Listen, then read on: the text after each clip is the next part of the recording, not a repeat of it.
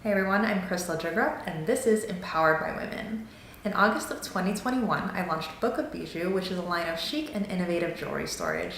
And in January of 2022, we expanded into what you now see as the Empowered by Women platform.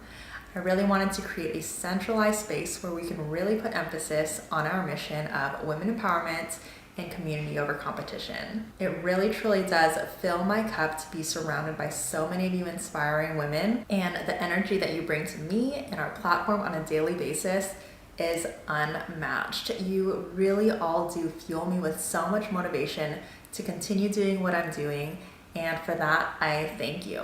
Before we jump into the episode, please be sure to follow or subscribe to us wherever you are listening, whether you're watching on YouTube or you're listening on your favorite podcast platform. And also don't forget to share your favorite episodes with your fellow female founders so that we can continue growing our platform and furthering our mission. All right, let's go ahead and jump into this next interview with another incredible woman in entrepreneurship that I know you guys are gonna absolutely love. Today, we are sitting with the incredible Jackie Jackson. She is a career nurse and also a candlemaker, an organizer, so many things, but this is actually going to be her very first podcast interview. I am so honored to be sitting with her today and that she reached out and decided to be joining us on our podcast and YouTube channels. So first and foremost, Jackie, thank you so much for joining us today. Hi, Krystal, and hi, everyone out there. Thank you so much for having me. Please forgive me. I'm nervous. I never thought I was shy, but I guess I am a little shy today. So you'll have to help me through this. But thank you. I am so glad to join you, glad to be able to take advantage of this platform so that we can, reach other women and encourage other women, inspire other women. So thank you so much for having me.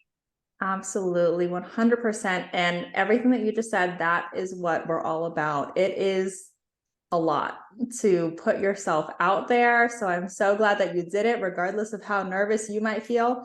I've probably interviewed however many times, maybe close to 100 times already. I still get nervous.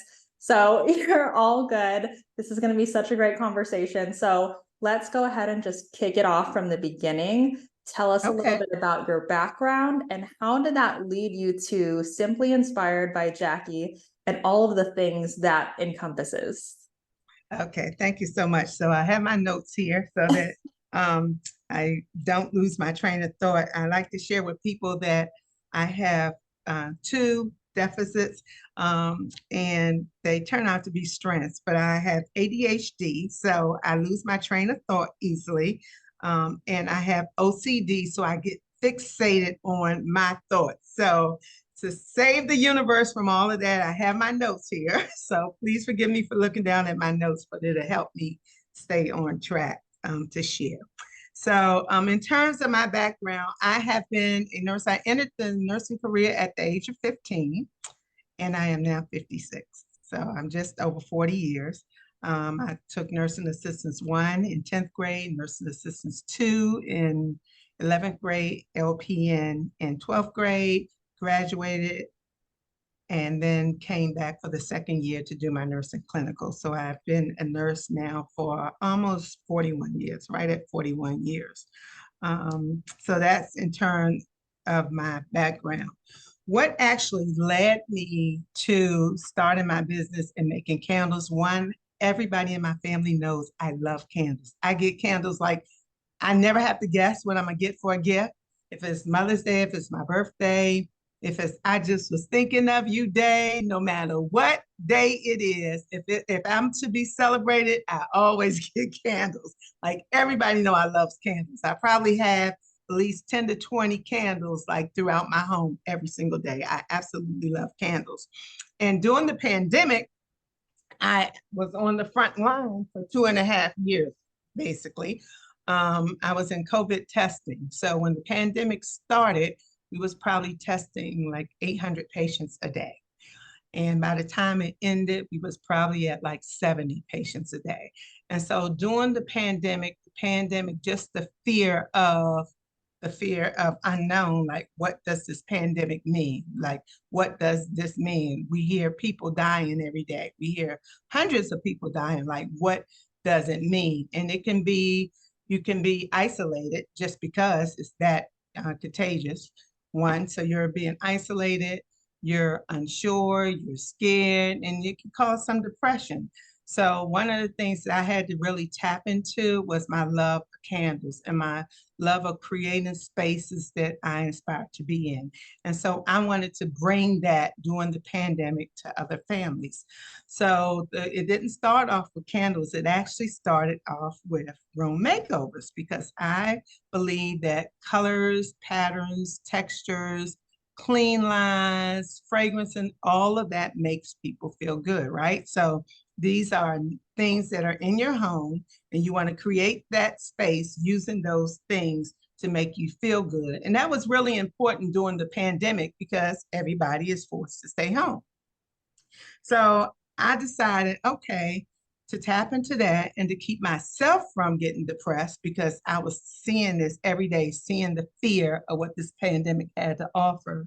I decided that I would start a room makeover business. So I started a room makeover business, and that was in January of 21 because the pandemic started in 20. And then in June of 22, I was like, okay, I've done well with this, getting out there and creating spaces that inspire people. I had, I think, 18 clients the first year. And I would go out to people homes, or either we would do virtual because of pandemic. And then I would like just help them to one, close their eyes, visualize the space that makes them feel safe, makes them feel happy, and makes them feel like, okay, we can get through this. I can cope with this. If I have to be home, home feels good. This feels like the right place, right? So I would do that. And I had 18 clients. And then in June, I thought, hey, let me tap into fragrance because fragrance is important in the home. So let me tap into that. So I started thinking about candles and diffusers. And I mean, my brain was all over the place. So I said, well, I know I love candles. So let me learn the candle industry. So I had to wait a while because again, we're in the middle of the pandemic. And so I started going on YouTube and going on Groupon and getting classes, how to make candles, everything about candles, learning about candles, ordering virtual books through the library, candles, the business of candle making, etc. And so I did that. And when the opportunity afforded itself, I took my first candle class. That one candle class, this lady taught us everything regarding candles and the science of candles because we don't see that even something like a little candle has a science to it. So she went into like the fact that you got so many vessels, which are containers. Candles the wax have to be measured. The wax has to be poured at a certain temperature. The fragrance has to be added at a certain temperature. They have to cure for 2 weeks, like all things candles. So it was like, oh my goodness, there's more to this than nursing. So everything has a science. So I learned that, and that was a good first start because I was exposed to like what the science of candles look like. Now I gotta like do something with it firsthand. So one of my colleagues started a candle business years ago. So I tapped into her. Hey, can I like hire you as a consultant to come and do a one-on-one with me? And I like to make some candles. I'm thinking about starting a candle business. So I hired her and she came and she walked me through, okay, now you've heard it. Now this is how you apply it. So she walked me through that. And then I made my first batch and I sold my first batch. So I was like, wow. So then fast forward 6 months, I had sold almost $8,000 in candles in 6 months. So Wow. I was like, wow, this is unbelievable. This is unbelievable. And so I did that and I was like, okay, then maybe now it's time to like really take this seriously. So that's when you start looking at the whole ideal of how to run a candle business. And so that was a long answer, but that was my background and brought me to candle making and running a candle making business.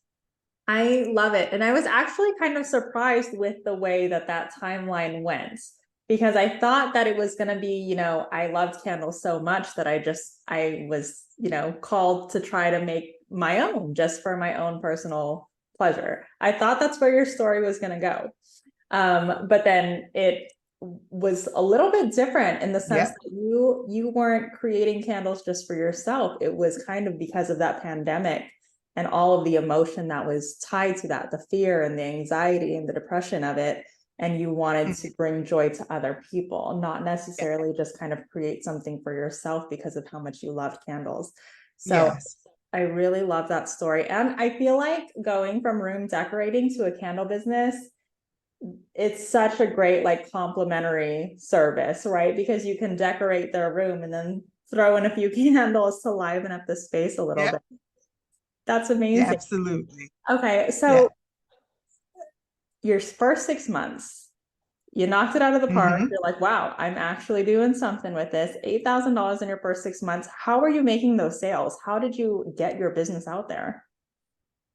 Yes. So one thing I did, I consider myself to be very extrovert. So I'm usually not afraid to be with people, and I'm not afraid to walk into the room and own the room and talk to people because I want everybody to feel engaged. I want everybody to feel invited and a part of whatever is, right? So I walk into a room and I own the room. Well, I had to have that same ideal of thinking when it came to selling my candles. Like, how can I get myself out there to sell candles? So you try all the stuff like going on to Etsy, going on Walmart, and you make no sales.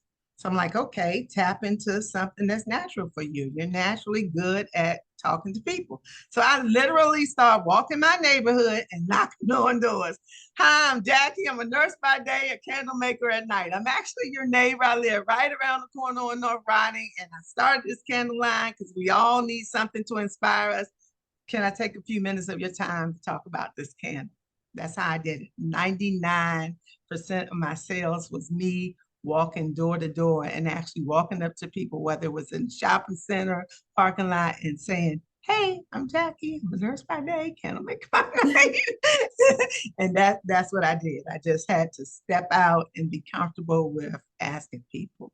Because a lot of people have a fear of hearing no, where I wasn't afraid to hear no. Like, at least in my mind, it was a win-win situation because I overcame the fear to step out there to ask, and it was an opportunity to expose my product. So for me, it was a win-win. That's incredible. And I'm falling in love with your story more and more. So did you have an Etsy shop simultaneously while you were doing all that? Because you said 99% were coming from you doing that directly. Yep. So the first thing I did was to start the Shopify. That was one platform, and then I learned about Etsy, and then I did Etsy, and then looked into Walmart. Walmart has a marketplace that you can apply for. They approve you, but it's a approval type thing, but most people get in. So I looked up all of those platforms, applied for those platforms, paid money per month. That wasn't cheap for those platforms, and made not one sale, not one sale. So I had to do something different. I had to do something. And so that's what made me get out and just start asking people and talking to people about the product. What I love so much about that is you didn't allow that, the lack of success with Etsy and with Shopify to deter you from continuing your business. You didn't Right. take that as a sign of like, okay, maybe the candle business isn't for me, maybe nobody wants my product. You actually took a step back and reflected like, well, like what am I good at? Like, how do I know how to put myself out there? And you really honed in on your strengths, which is talking directly to customers. And I Yeah. think that is something that can be missing really heavily for a lot of e-commerce shops because they rely so heavily on those websites, but they Mhm. are missing that face-to-face interaction. And a lot of times customers really need to be able to see and feel the product and talk to the people behind the brand for them to fall in love with it and want to make that purchase. So Yeah, I agree. for you to be able to make that pivot, that's incredible. Okay, I know you're all well invested into this episode so far, but I wanted to just take a quick moment to tell you all about Cast Magic because this tool has been a lifesaver for me and the Empowered by Women podcast. And we don't like to gatekeep around here, okay? So if you also have a podcast, a YouTube channel, or really produce any kind of long form content, you really need to introduce Cast Magic into your life if you haven't already. It used to take me forever to find specific clips, create captions and titles and descriptions, and all the things that come with running a podcast, but Cast Magic has made that 10 times easier for me. And as a mom with a very busy schedule, I am all about simplifying and streamlining my to-do list. So seriously, save yourself some time and even multiply your usable content and download it ASAP. The link will be included in the show notes, but let's go ahead and get back to this awesome interview. I want to talk about the no's. So don't be afraid of the no's. That is so incredibly important. Do you have any advice for anyone that's kind of pursuing that same path where they are reaching out directly to customers, but they are afraid of that rejection? Like, how do you handle it? And what advice can you share with other entrepreneurs that might be experiencing their first no or maybe repeat no's? Okay, so yes. So what I would say is, one, you have to stand in the fact that you're human, right? And nobody likes to be told no. No matter, even a millionaire, they could say, hey, I want a new jet. Well, this jet is not available. So no, you can't get this jet, right? So you have to just stand in the fact that you got to believe in yourself, you have to believe in your product, and you have to know the end result. The end result is to, one, get exposure so that you can make sales. And if you don't get exposure by getting out there and talking to people, then even though it's going to be some no's, then that would be one less exposure. So just opening your mouth and getting out and talking to people about your brand and asking them if they're interested in purchasing your brand is a win-win, because if nothing else, the exposure is out there. Because then they can go home and say, hey, I met this lady. She was really, really interesting. Her name was Jackie. She's a nurse by day and a candlemaker by night. And I didn't buy a candle that day, but I really enjoyed talking to her. Maybe I'll look at her website, or here's her website and you look at it because I know you like candles. That's a win-win, because now you'd have had that exposure, and that even though that person said no, it can lead to somebody else saying yes as a direct result of that person who told you no. So yeah, just staying true in your product, and then take that opportunity for exposure. I love that you bring that up, and particularly because I don't know if you've seen, but I actually host markets with some vendors, and part of the industry is there are just going to be some slow days, right? Where the foot traffic isn't as great, or people just aren't buying as much that day.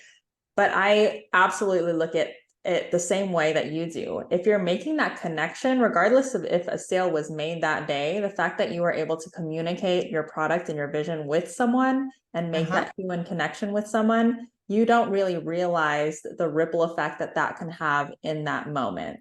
Right. Yes. So that can absolutely turn into your biggest sale yet if they go home, end up perusing your website or spreading it to all their friends just because they fell in love with you, even if they weren't the particular or ideal client for your product. Absolutely. Yeah, absolutely. So after the 6 months, you realized you're killing it. Have you done anything differently to kind of ramp up your business? Yes. So most recently, I started having what I call cocktails and candles, because actually I have a bartending certification. So I started creating these opportunities for cocktails and candles. And I just recently had one. It was in Montgomery County. It was probably close to 20 people. And it was a mixture, because you're trying to look at your target customer, right? So it was about 20 people, and it was set up for one of my clients that actually is a business coach. And so I went to her home, and we had a cocktails and candles, and I made cocktails, and then I had all my candles on display. And she brought people in. They were 3 doctors, they were lawyers, most of them were finance people. But that was an awesome opportunity to, again, mix and mingle, get your product out there. And if you get a sale, great. $255 later in 2 hours of candle sales. Yeah, that was different. So now I'm pretty sure that I'm going to do more cocktails and candles. I actually have an event tomorrow and next Saturday. Yeah. That sounds so fun. I would totally be there. Where are you based? I'm in Maryland. You're in Maryland, so clearly not that close to me. Our podcast, we are in the Bay Area. But if Okay. anyone listening is in the Maryland area, be sure to be looking out for those cocktail and candle events. That sounds like so much fun. Thank you so much. So talk to us about like your time management. I mean, all the nurses I know work ridiculously long shifts and are so tired. Yeah. And the fact that you're continuously like physically putting yourself out there and then talking through all of that time, that also sounds very exhausting. So what are you doing to kind of manage your time and also make sure you're taking care of yourself when you can? Okay. So that's a great question. So first and foremost, again, know your strengths and weaknesses. And most people would say that attention deficit hyperactive disorder, ADHD, is a weakness for some. OCD is a weakness for some, but for me, they tend to be strengths because one, my ADHD is a big H. Like I'm 56 years old, but I probably can run circles around a 36-year-old. So I'm always energetic. If I wake up and I'm ready to move, I'm energetic. So that's one. Me being fixated with tasks, having tasks and getting those tasks done is another strength for me. So that's two parts is my tapping into my ADHD, tapping into my OCD. So then there's nursing and then there's my candle business. For nursing, it's just a given. I've been doing it for 41 years now. So I wake up, my heart says it's time to get up and go take care of somebody. I'm a natural nurturer. I love to nurture and take care of people. So what I decided was that I will do 50% nursing because I'm at the end of my career. And rather than retire, because I know that I wouldn't do well with retirement because I'm naturally energetic, I said 50% to my nursing career, 50% to my candle business. So that's what I do. I work 20 hours a week now in nursing. After 40 years, I'm now at 20 hours a week as a nurse, and then 20 hours a week I dedicate to my candle business. And that's usually Monday through Friday. So Tuesday, Wednesday, and Thursday, where actually is week one, Tuesday, Wednesday, Thursday, I work. That's 24 hours. And then week two, Tuesday and Thursday, I work. So that's 16 hours. So there's my 20 hours with my every other days in between. So I'm nurse one day, like business entrepreneur on Monday, nurse on Tuesday, entrepreneur on Wednesday, nurse on Thursday, entrepreneur on Friday, and then the weekend is self-care. So that's when I like to spend time with my grandson. I like to go for walks in the park. I like to call and talk to my girlfriends on the phone and, hey, what's going on? Just catching up. I'm a big crybaby, so I can cry about the littlest things. Like, oh, I just got a promotion. Oh, I'm so glad that you got a promotion. You deserve it. So, so that's how I manage entrepreneurship, nursing, and then self-care. Yeah. I want to talk to you a little bit about how strict you are with your boundaries with all that. As you did mention, weekends are for self-care. Have there been a lot of instances where you're like just itching to keep working on your business? Well, the only time that I do kind of put aside self-care for a weekend is if I have engagement. So my candles and cocktails is always on Saturdays. It's always Saturday. So I'm willing to give up a Saturday. So I would do normally one candles and cocktail a month, but this month I made an exception because I have one event that's an all-white event this Saturday, that's tomorrow, and then another event for the same client next week. That's like the end of the year pool party for this client. So I'm doing two different events, but normally in terms of boundaries, I stick to the Monday through Friday, every other days for business, Monday through Friday, every other day to be a good nurse, and then my weekends for myself. Yeah. Love it. Let's dive into your events a little bit more. And this is a topic that I love because I also host events, as I mentioned. And Okay. I feel like they are getting more and more popular, like these kinds of mixers and also workshops and things like that, especially for candle makers. I think that's such a great route to go. Had you hosted events prior to hosting your very first cocktail and candle mixer? So I had done some bartending. Again, I'm a nurse. So normally doing the winter holidays, I bartend for doctors. All of my clients have been doctors. They're at work and they're like, hey, Nurse Jackie, what are you doing on Saturday? I'm having a party. I need you to bartend. Are you available? So normally I've done bartending, but it's totally different from the candles and stuff. Is the candles and cocktails is a little more intimidating because you're putting yourself out there with your product. So you just got to be like, okay, this is a little intimidating, but this is an opportunity for exposure and to get my product out there. And it builds up your confidence. Those no's build up your confidence. So yeah, I hadn't really done anything other than bartend a few private parties.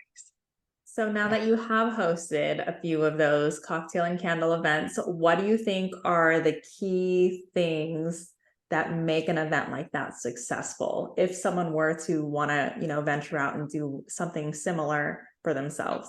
Okay, so first I will give some other ideas because now I'm thinking of doing coffee and candles. Like, so I'm going to start getting my name out there. Hey, I'm Jackie. I'm a nurse by day, Candlemaker by night.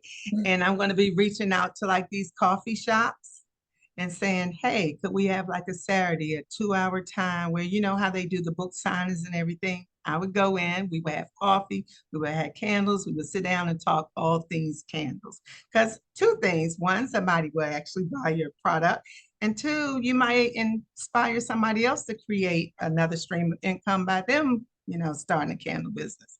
So that collaboration aspect is such a great idea, especially if you don't already have this really big network already built, kind of utilizing the community that's already around you and figuring out where they are and who you're, the places that your ideal customer is at and hangs out at.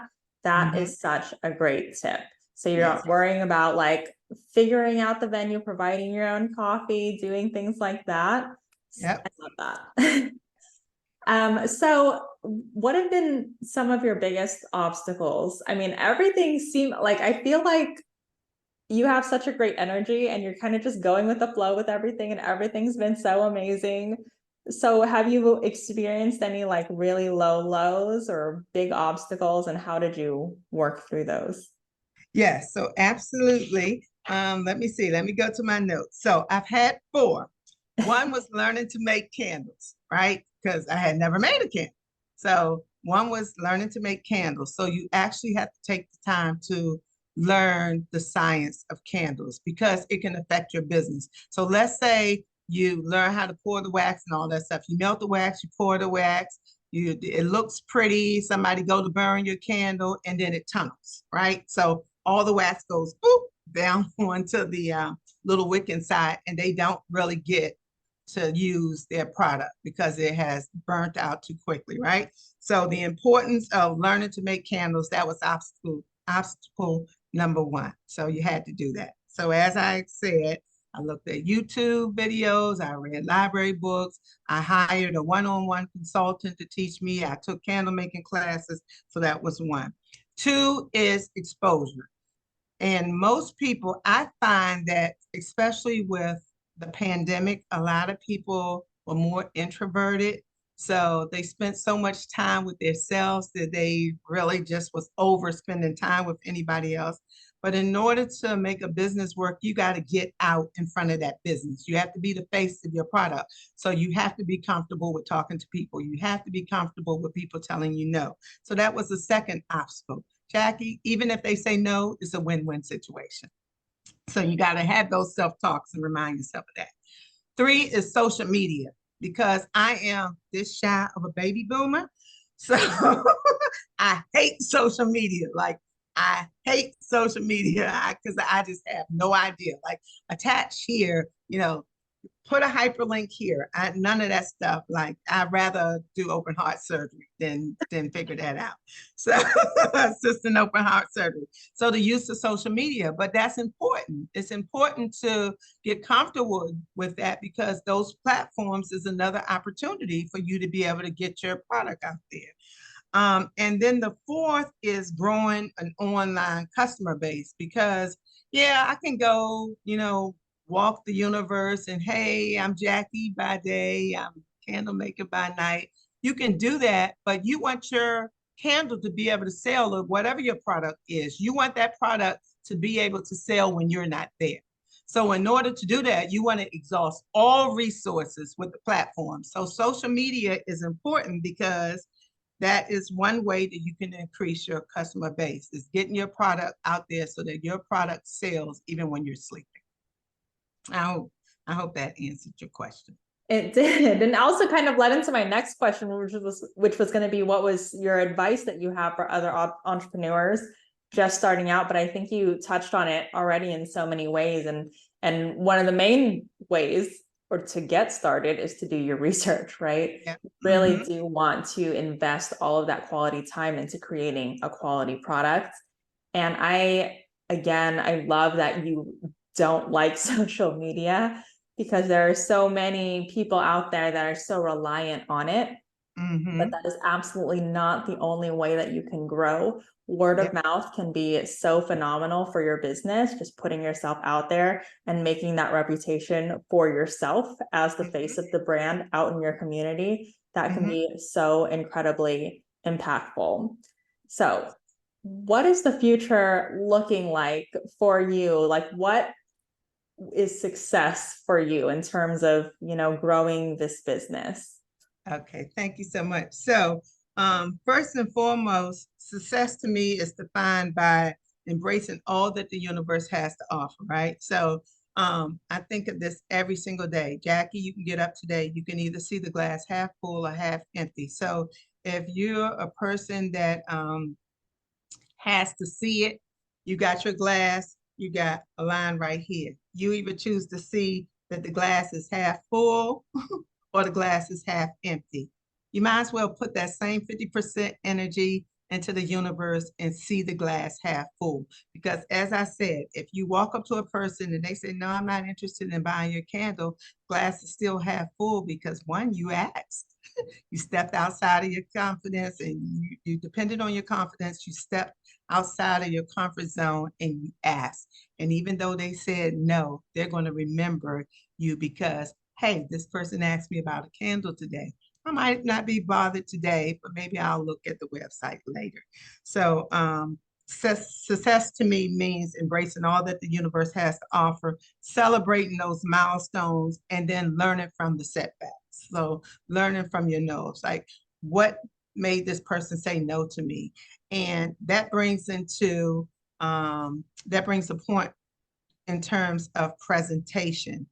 We're in a time where your look is half of the sale, right? If I'm walking around and my hair is all nappy and I got a mean look on my face, I'm not approachable. So that's half right there. You done messed up half of your opportunity to sell because you look a mess, you don't look approachable. So there you go. That's a sale loss. But if you go out into the universe and you wear, like, I like my hair natural underneath, but when I'm out doing door to door, I put on my wig with a little bit of waves, because to me, that makes me look more appealing. People want to stop and they want to talk to me and they embrace me, and then I throw in a little bit of my ADHD and the energy gets going and the universe opens up. And even if the person doesn't want to make a purchase, they'll remember me. They'll remember me coming to their door with a big smile, wavy hair, and I'm Jackie by day and Candlemaker by night. What I enjoyed most about your answer is that it wasn't like the success is like a destination for you. And your answer was so very present in the moment, right? Yeah. Being very mindful and proud of your presentation, celebrating the milestones. I really love that. That is what success is to you. It's in the day-to-day. It's not about once I make $1 million in sales, that's when I feel successful. You're already feeling it and celebrating it and just living in it in the day, and that's incredible. Yep. To me, success does not equal money, because you have a lot of rich people out there in the universe that's depressed, that, is to their self, that's always, if they are spending money, it's out there spending money trying to make themselves happy. So success can't equal money. It just can't. It has to be something bigger than just the money. Well, Jackie, you've been so incredible and so insightful. I'm so glad we got to sit down and chat. Can you tell all of our viewers, our listeners, where they can find you and all of the amazing things that you do? Yes, so first I would like to say that as a future motivational coach, which is my lifelong calling, you can do it. You can do it. Believe in yourself. You can do it. Take baby steps. You may have some setbacks, but you'll have more milestones than you will setbacks. So you can do it. To reach me, you can find me at Instagram at Simply Inspired by Jackie J, on Facebook at Simply Inspired by Jackie J, and my website is simplyinspiredbyjackiej.com. And I am so grateful to be talking to you and all of your followers out there. Thank you for the opportunity. Thank you for the platform. We can do it. Together we can. Even if we're just sending the energy out into the universe, that all of us is in this directory, and together we can. We can encourage each other. We can empower each other. We can pray for each other, and we can all be successful in terms of what success looks like for each individual one of us. Jackie, I don't know why you say future motivational speaker. You're already there, girl. You're already here. You're already doing it. I don't even believe this is your first podcast interview anymore. Oh, it is.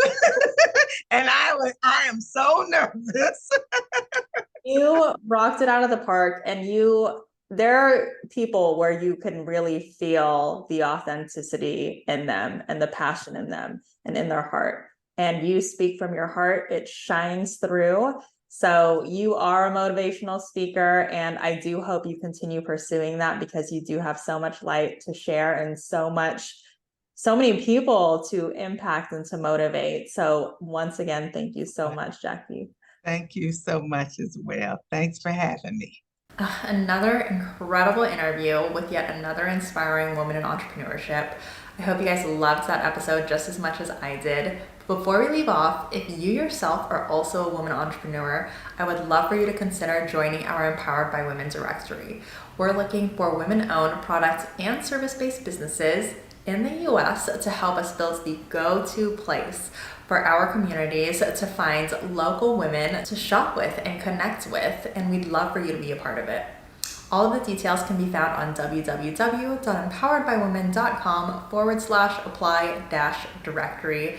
Of course, that's going to be linked in the show notes below, and you're also welcome to reach out to me anytime if you have any questions. But other than that, thank you again so much for joining us, and I will see you in the next episode.